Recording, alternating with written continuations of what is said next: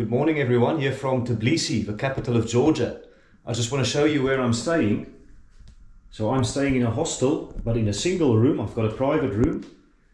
And so reasonably comfortable bed. I've got a, view of some of the buildings here in the neighborhood. I've got a desk here with some chairs, and you can see there, obviously just came from Azerbaijan. And I've got a bathroom here with a mirror, hello everyone, and a shower and a loo. So pretty affordable actually. I paid about £57, obviously paid in the local currency, the Georgian Lari. Yes, so for 3 nights. So I just mentioned the currency, the Georgian Lari. There you've got a 20 and a 5. And at the back as well, I believe that is a picture of King Vakhtang Gorgasali, which I'll talk a little bit more about in a second. But so it works out, £1 is about 3.2 Georgian Lari. So that's a conversion. And at the moment it looks pretty dry. So the plan today is to go out and explore a little bit of a city. Apart from a little bit of history and knowing that Georgia plays rugby, you can see I've got my Springbok jersey. I don't really know a lot about the country, to be honest. So for me, it's going to be a very interesting day just to try and find out more about this beautiful city. And of course, you're coming with me. Right, yeah, let's go. Right guys, this is a bit of a neighborhood here. This just gives you an idea of the area around me. So the hostel I'm staying is just over there. Tbilisi means place of warmth or a warm place. And that is because of the several sulfuric hot springs that you'll find in the area. So it's practically the reason why Tbilisi exists. And legend has it that in the 5th century, King Vakhtang Gorgasali was hunting in the area, and his falcon dropped an injured pheasant on one of the hot springs. And when the pheasant recovered, King Vakhtang was super impressed, and he decided to build his capital here. So that was in the 5th century. Just waiting for the traffic to pass here as well. And you can see some beautiful art, or attempts at art, I guess. First impressions here, very much derelict buildings, but also nice green spaces. You've got the Power Max gym, so maybe that's where the Georgian rugby team hangs out. But anyway, let me tell you a bit more about the history. So the year 458 is an important date here. So I mentioned King Vakhtang in the 5th century decided to build his capital here, but up until the year 458 it's believed that Tbilisi, or the area around Tbilisi, was still covered with forests and uninhabited. But over here again you can see quite a strange mix of architecture, frankly. So very beautiful buildings with some balconies, but also some buildings that perhaps need a little bit of TLC. But yeah, let's go and explore more.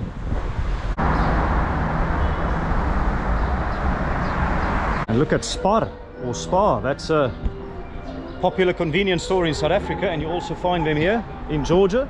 And right, so a few cobblestone streets around. This looks like an Asian restaurant. Wooden balconies compared to non-wooden ones there. And over there is Rustaveli Avenue, which is a major avenue here in Tbilisi. And I believe it is named after a famous Georgian poet. Nice cafe here with beautiful flowers. Stray dogs. So my understanding is that traditionally, or up to very recent actually, Georgia has not received a lot of tourism. But it has, for some reason, opened up quite a bit.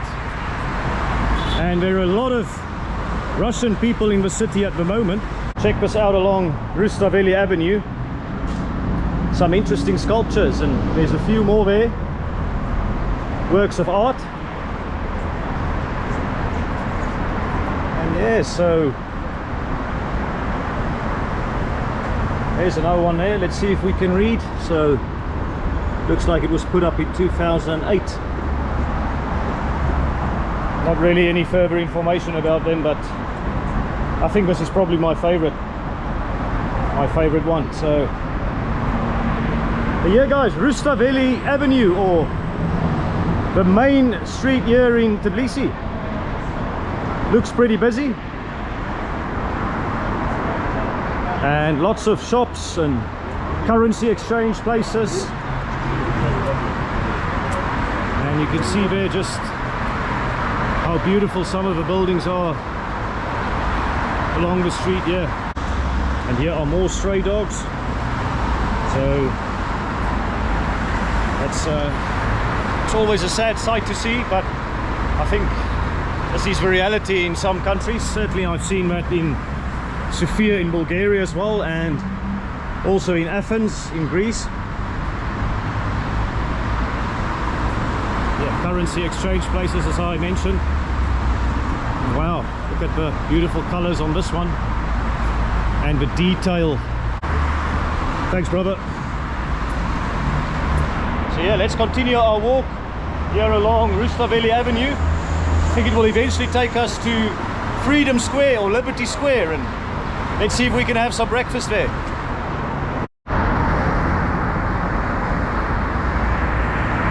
So I mentioned earlier I traveled from Azerbaijan, and the classic backpacker way to get from Baku to Tbilisi is to take the train.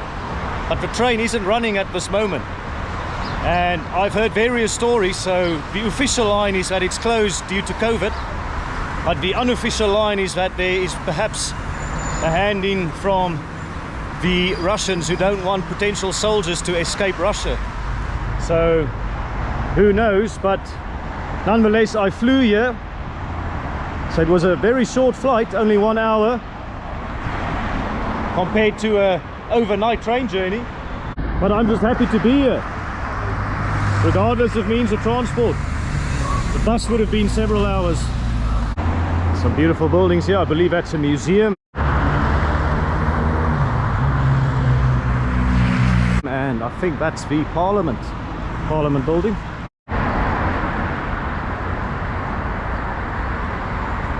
We've got some important people on the statue here. No idea who they are, to be honest.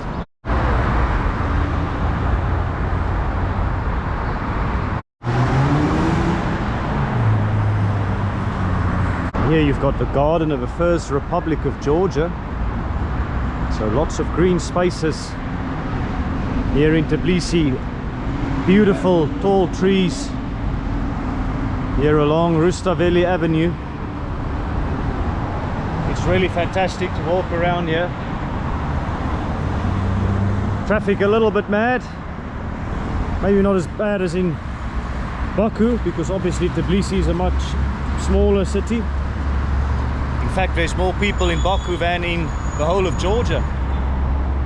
Locals waiting for a bus, and looks like Liberty Square metro station with an H&M here, and there's H&M in Georgian. And some directions for us here as well. Freedom Square, straight ahead.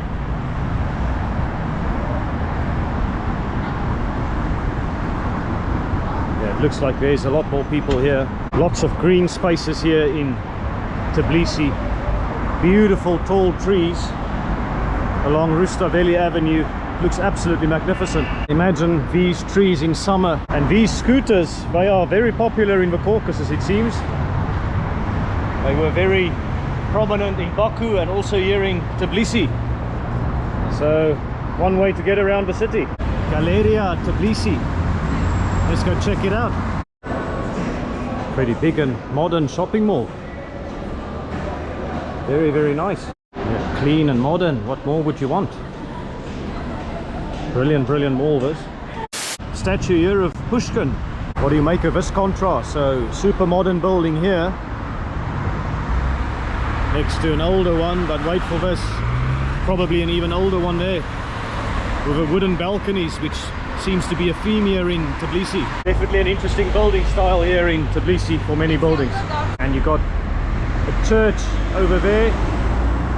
So Tbilisi, there will be lots of churches in the city. That's at least what I've seen from the travel brochures. Interesting statue here and an even more interesting building behind it. Just look at the state of it. It looks like it will fall apart. Would you want to live there? I'm not sure I want to risk it, but it's all part of Tbilisi's charm.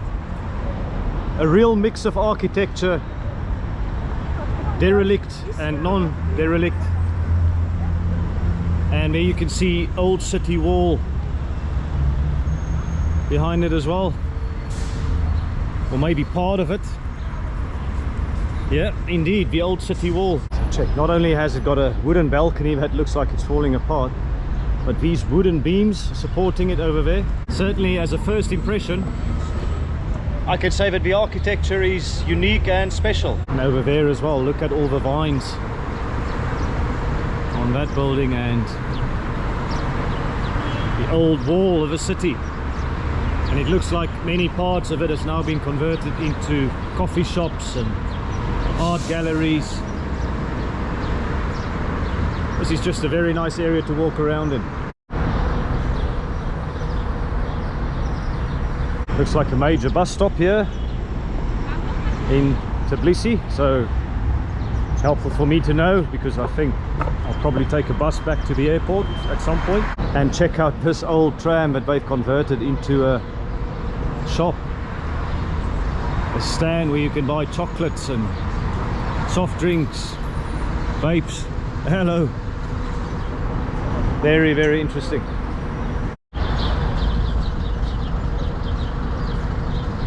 And the sun is out. Here's the city wall from a closer angle. So they use both vertical and horizontal building styles there. Just going up here.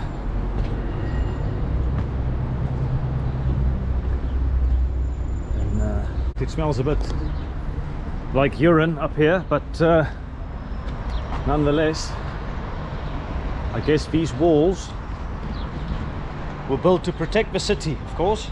So Tbilisi, like Baku, would have had a very strategic location here in the Caucasus, and if you were a trader on the Silk Road, this would have been one of the stops where you would have bathed in the sulfuric hot springs before continuing on the rest of your journey. So a lot of history that I can't wait to explore a bit more. More street art here. King Kalen is born. I suppose that refers to the Georgian dumplings, King Kali. And a depiction of evolution over time. Look at that. Getting bigger and bigger and bigger, and then in 2009, smaller. And again, look at the wooden balcony facing outward. Very unique. Here at the tourist information, we got some information about Tbilisi. There you can see it's the capital of Georgia, in the eastern part of the country, in the foothills of a Trialeti mountain. We've got a map of Georgia, and we are in Tbilisi, and the country borders Russia, Azerbaijan, Armenia and Turkey over there. How convenient. Due to park renovation, tourist information center is closed. As was the case in Baku, the tourist information there was closed as well. So guess we're just going to have to figure out stuff for ourselves. But that's part of the fun of traveling, isn't it? Sometimes getting lost and going off the beaten path. And there's a reminder of a Soviet past here in Tbilisi. So I want to go opposite the street to Sunny Cafe over there to have some breakfast. But as is the case in many cities with a Soviet past, the streets are very wide, so I'm actually going to have to take the underpass just to get over there. There's the underground passages, and you can see lots of shops, people making the most of the underground space. Shoes and other fashion items, socks, Georgian caps. Check out their version of an English breakfast here in Tbilisi. Doesn't look anything like it.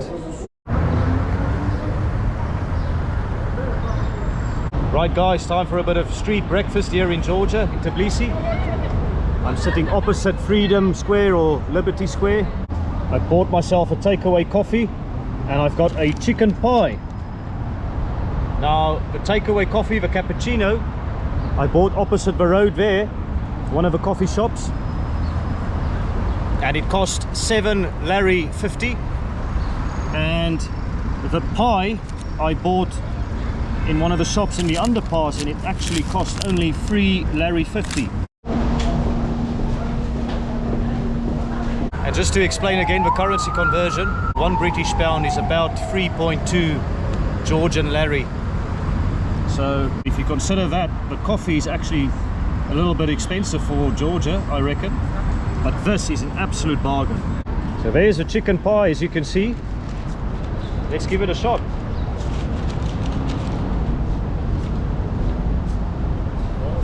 Oh, very nice.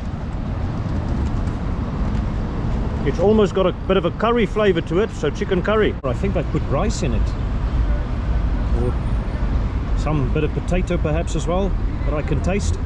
A bit of pepper, a bit of carrot as well. Absolutely delicious. 3 Lari 50, what a bargain. Maybe that's a tip I can give you if you're ever in Tbilisi, is go and buy some of these pies in the underpass. Absolutely delicious and a huge value for money. Whilst we are here at Liberty Square or Freedom Square, I want to tell you an interesting story involving the Bolsheviks. So many of you will of course know about the Bolshevik Revolution in October 1917. 10 years earlier, in 1907, on the 26th of June 1907, the Tbilisi bank robbery took place here. It was organized by top-level Bolsheviks such as Lenin and Stalin. Tbilisi, of course, was the name of Tbilisi before 1936. So, like any revolutionary group, you need money or a fiscal coffer to finance your activities. And I believe they escaped with just over 240,000 rubles. So there you go. The 1907 Tbilisi bank robbery. And Stalin was, of course, born here in Georgia, but I'm a bit weary to say his name in front of all the locals here. I don't know if there's any strong opinions about him in this part of the world. And there around here you can also see Georgia. Is a very mountainous country as well. It's actually very high above sea level. So when I was in Baku in Azerbaijan, I explained that Baku is the lowest lying capital city in the world at 28 meters below sea level. Georgia in general, and Tbilisi as well, is very high above sea level. So my understanding is the average elevation here in Georgia is more than 1.4 kilometers. So definitely a change in altitude. Spa here in Georgia, and there's the Georgian writing. Yeah, these trees reminds me a lot of Stellenbosch in South Africa. Stellenbosch, like Georgia, is also renowned for wine production, so maybe a bit of similarity there. The architecture, on the other hand, looks very different from Stellenbosch. More street dogs over there. And a cocktail bar of some sort. And here we have a Tbilisi version of Banksy art. Here we have the Tbilisi attempt at street art. And opposite there, a little bit of color as well. Now that is what I call street art. That is magnificent. And maybe some less talented versions here. So let me tell you a little bit more about the differences between Azerbaijan and Georgia. So Azerbaijan, of course, a majority Muslim country. Georgia, a majority Christian country and majority Orthodox. And Azerbaijan also has a higher GDP than Georgia. Georgia doesn't have oil. But in terms of similarities, of course, both Azerbaijan and Georgia have got a Soviet past. But in the 1980s, a big independence movement started here in Georgia, and they eventually left the Soviet Union in 1991, April 1991. The Soviet Union, of course, collapsed on the 26th of December that year. So, bit of historical background. And there you have a beautiful coffee shop, or art shop or something there.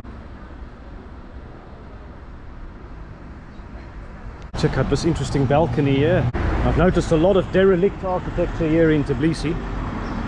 So I don't know if it's because they have trouble getting permission to upkeep it, or if it's other economic reasons, but what it does do is it does give a very distinctive edge to the city, almost a very raw edge.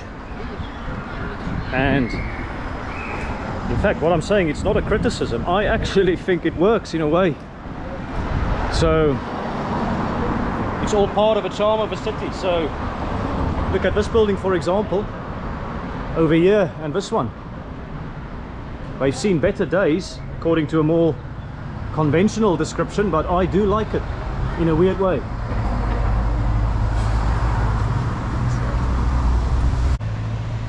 Some interesting messages here. So, the street art of Tbilisi, very interesting. Look at this one. And over here, so definitely the city's definitely got its own charm. I think that's one way to summarize it. Look at this. Like I said, in a weird way it does work. You've got a coffee shop and you've got this derelict building and a bit of nature. So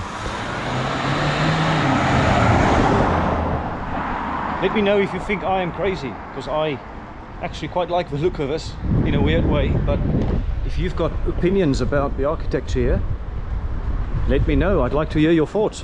The focus in Tbilisi is more on beautifying people than the buildings.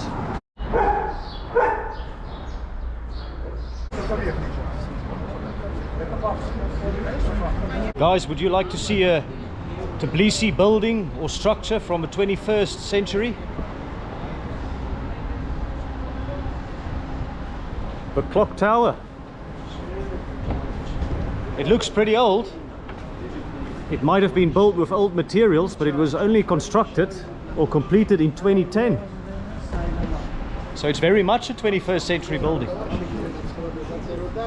And over here you can see the clock. There's certain shapes. It makes it look like it almost falls from one side to the other, and that is intentional. The person who created this wanted the tower to show that, like in life, you can sometimes fall from one side to the next, and then you've got a piece of support on the side that keeps you steady. And here's the support structure for the tower, like the life support it gives if you fall from one side and you need to go to the other side to get a bit more structure. So the clock tower here in Tbilisi, and it is next to a puppet theater. So the guy who designed it was also a puppeteer, in addition to being an artist and a writer, I believe.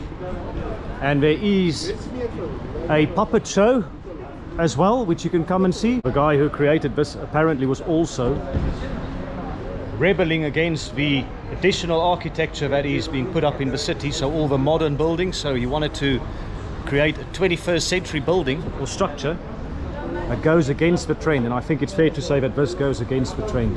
And let's take a closer look here at the clock tower. Look at all the interesting tiles and different shapes that have been used.